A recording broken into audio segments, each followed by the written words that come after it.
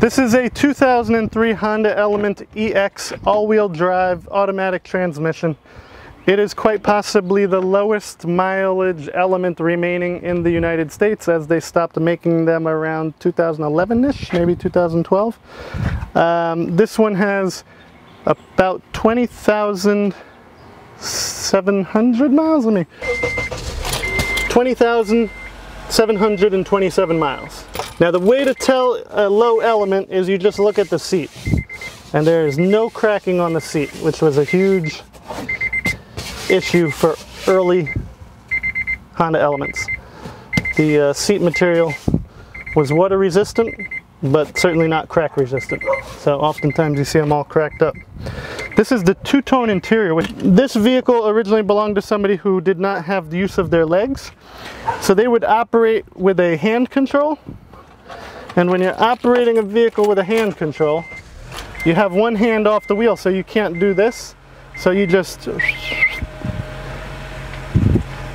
it makes turning because your other hand is occupied. So normally you would do something like this when you're turning the wheel. They would be operating a, so if you had no use of your legs, you can't use the hand, the gas pedal with your feet.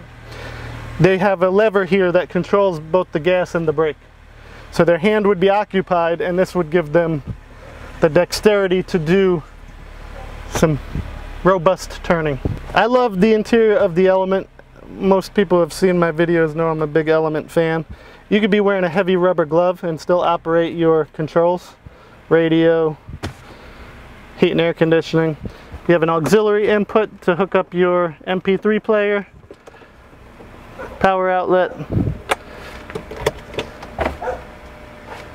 glove box, aftermarket, actually OEM all-weather floor mats. This is the original Element brochure from when the Element first came out, so you can see, you know, what kind of audience they were targeting. An outdoorsy set, people who would be going from the mountains to the ocean,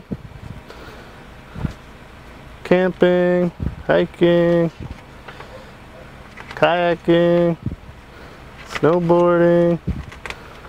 So they were targeting the outdoorsy types. And that's the exact model we're sitting in. This one has some nice features from the factory. Like I said, the all-weather floor mats, the roof rack, rain visors, rain guards, fog lights. Down in North Carolina, you don't need a front license plate. I think Florida either. So this car first lived in Florida and then North Carolina, so that's why it has no front license plate. So still in the package is the front license plate holder that can be used if you need to.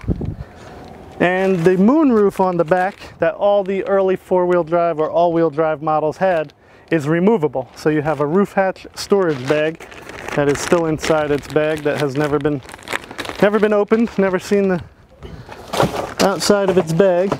Sunroof, that's removable. Oh yeah. So all the early all-wheel drive models, whether they be the DX, the LX, or the EX, if you saw this removable sunroof in the back, you knew you had an all-wheel drive model. Some of them would also have a sticker on the back that would say all-wheel drive or real-time four-wheel drive or all-wheel drive. But the sunroof in the back was the true test